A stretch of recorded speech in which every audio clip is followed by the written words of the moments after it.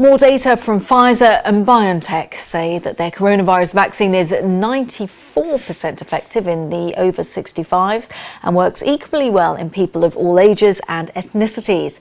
BioNTech's CEO says they hope to get approval as early as mid-December. Italy has registered another grim daily figure for COVID-19 related fatalities. 753 more people have died, the worst number since early April, but confirmed infections are down on earlier in the month. Police in Berlin have arrested more than 100 demonstrators protesting against tighter coronavirus restrictions. Police used water cannon to disperse the protest, but were pelted with bottles and smoke bombs. And the US regulator has cleared the Boeing 737 MAX to fly again. American biotechnology company Moderna reports that its COVID-19 vaccine is more than 94.5% effective against the coronavirus. Hong Kong officials say at least 7 people are confirmed dead after a fire on Sunday. International Olympic Committee Chief Thomas Bach says he thinks people will be able to attend the Tokyo Olympics next year. The COVID-19 health crisis forced the cancellation of the Games this summer. And on Sunday, American company SpaceX launched a spacecraft with 4 astronauts to the international... We start here in Japan with another coronavirus record.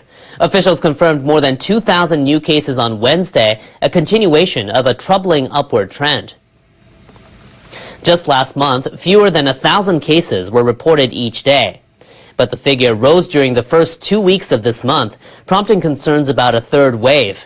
Now the daily tally has risen above 2,000 for the first time, surpassing a record set on Saturday. Of those, nearly 500 were confirmed here in the capital. The Tokyo metropolitan government plans to raise the coronavirus alert to its highest level on Thursday, but it's unclear how that'll directly affect residents. I'm a little scared, but I have no choice but to go out. There are things I need to do. I'm worried. I'm trying to stay home as much as possible. I especially avoid crowded places. The northern prefecture of Hokkaido has also seen numbers soar, reporting around 200 daily cases over the past 10 days. Residents are being urged to avoid traveling to or from the prefectural capital of Sapporo. Officials are also asking Sapporo residents to avoid non-essential outings. It's inevitable that strict measures are being taken. We should revitalize the economy now, but I also think each of us needs to pay attention to necessary preventive measures. Experts are concerned about the spread of cluster infections outside of entertainment districts and workplaces. They say grouped infections are now being identified in rural areas, medical institutions, and elderly care homes. In the second wave, the targets were clear, so officials could respond with more ease. Now that cluster infections are diversifying, it's becoming more difficult to take action. The recent spike comes as the Japanese government tries to boost the economy through campaigns that offer subsidies on dining, lodging, and transportation. It has no immediate plans to halt its campaign, but it's asking local governments to consider placing restrictions on restaurant coupons to limit group dining. The head of the central government's expert panel is calling for tougher preventive measures. We are on the verge of a situation where we will be forced to more strictly limit economic and social activities. To avoid that, we need to raise our guard once again. Experts warn the virus could be more easily transmitted in the dry and cold winter weather, especially if people stay in closed, heated rooms. Now, South Australia is prepping for a statewide lockdown in an attempt to stamp out a coronavirus outbreak before it spreads. The government ordered a 6-day lockdown and contract tracing blitz after more than 20 people became infected. It linked the outbreak to a hotel in Adelaide where people returning from overseas are quarantined. Starting Thursday, non-essential businesses will close and people will be largely confined to their homes.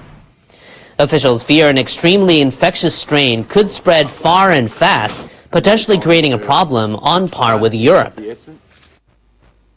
There is no second chance to stop a second wave. We are at a critical point, but we will get through this. Now, daily infections in Australia this month have been capped at around a dozen. Recently, Melbourne, which had been an epicenter for infections, emerged from lockdown after more than 100 days. Authorities in Taiwan are also stepping up antivirus measures, even though they have not seen any domestic infections for more than 7 months. Taiwan's health minister announced on Wednesday people must wear face masks at department stores, cinemas, and other crowded places from December 1st. Passengers on public transportation must also cover their mouths under the new rules. Offenders will face a fine of up to about $500.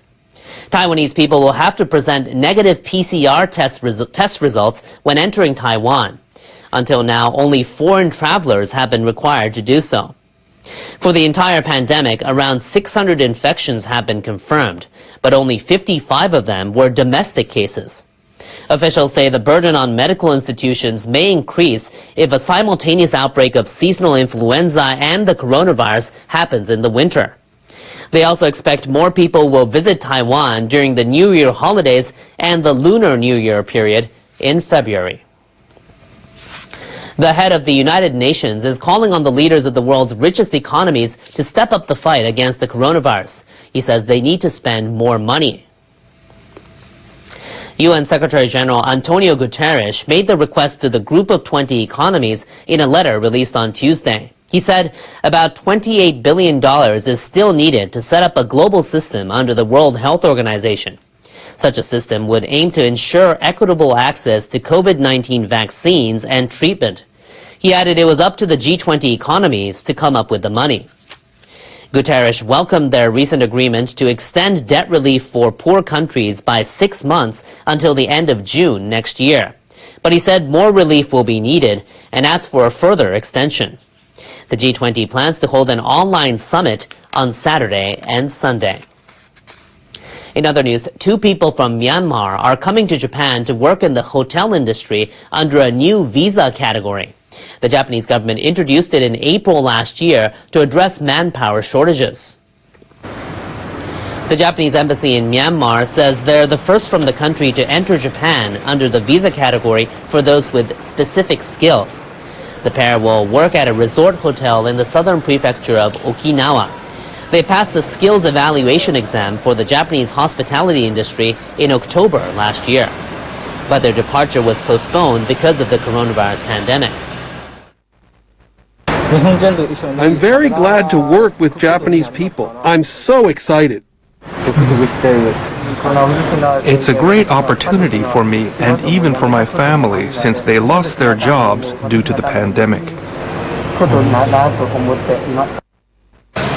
The visa category allows them to stay in Japan for 5 years and ensures they're paid as much as local employees. The duo will enter a 2-week quarantine upon arrival in Tokyo before heading to Okinawa.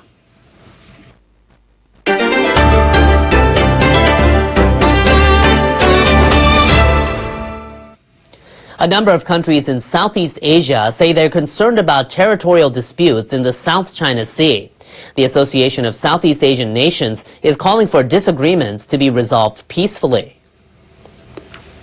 The chairperson of ASEAN released a statement on Wednesday. That came after a 4-day online summit chaired by Vietnam wrapped up on Sunday. The statement said the group discussed the situation in the South China Sea.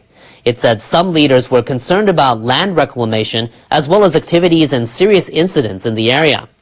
It appeared to be a reference to China. Earlier this year, Beijing set up administrative districts on some islands in the region. The statement went on to say the group reaffirms the need to resolve disputes peacefully in line with universally recognized principles of international law. Indonesia has begun construction on a new industrial park it hopes will boost its manufacturing potential and attract foreign investment. An Indonesian company is building the park as part of an urban development project in West Java province. The country is building a massive port facility in the area, partly financed through a $1.2 billion Japanese loan. A road will connect the two sites. The industrial park's developer says it's already heard from 56 potential tenants. 60% are Japanese businesses. We are talking now with several companies from China or Taiwan for that supply chain diversification. But still, I think the Japanese companies still is potentially our biggest market. Indonesia is selling itself as an alternative for foreign firms that want to move their production hubs out of China. It's part of a national effort to revive the pandemic-struck economy. Indonesia has also reported the most coronavirus infections and deaths of all Southeast Asian nations. Shifting now to the United States, where President-elect Joe Biden has chosen more close confidants to round out his incoming staff. It's the latest move in efforts to transition to power without a concession from President Donald Trump. Biden is pulling staff from his campaign team and reaching back into his political history. He has said he wants a diverse team. Jen O'Malley Dillon, who managed his presidential bid, will be his deputy chief of staff. Biden is also selecting a former chair of the Congressional Black Caucus, Cedric Richmond, as a senior advisor. But there's no word yet on Biden's cabinet. U.S. media are making predictions for Secretary of State.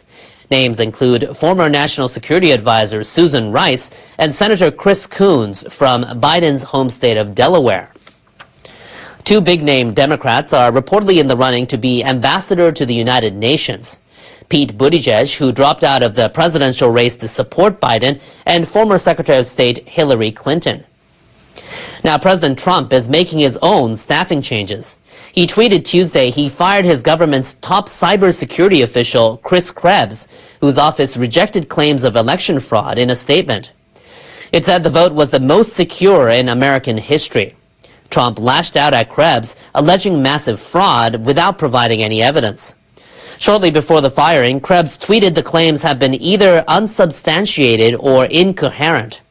After getting the news, he doubled down, saying his team did it right.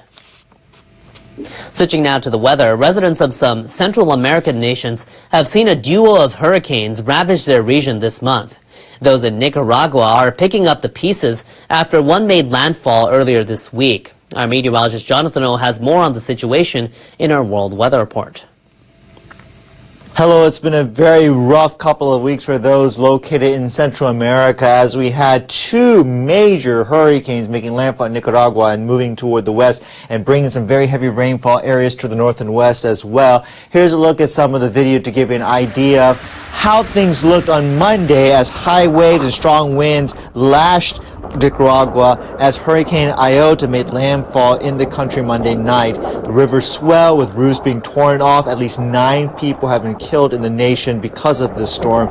And again, I mentioned just now, double punch of Eta and Iota. First time that a couple of major hurricanes formed in the Atlantic Ocean in the month of November since records started. Now, while this storm is no longer necessarily going to be an organized tropical system, it still brings all of the extra rain, heavy rainfall possible from Guatemala into Mexico as we go throughout the next couple of days. And also Nicaragua and Honduras, you'll see some rain continuing as well, when you really could use a break from all of that.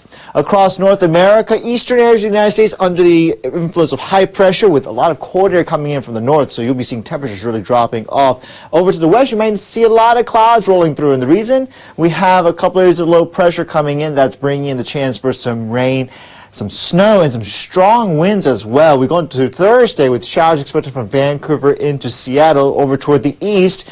Look at temperatures. They'll be slowly warming up after single-digit highs in some of these locations down toward the south on Thursday. But nevertheless, it's still going to be a lot cooler than what we've experienced over the past few days. Meanwhile, across Japan, we had another nice warm day, but clouds picked up, especially up to the north and also toward the west, and that's going to be the story as we head toward the latter part of this week. Rain will be picking up across Sapporo, also to Fukuoka, as we go through Thursday, with some snow possibilities as we go into the first part of next week for Sapporo. Hope you have a good day wherever you are.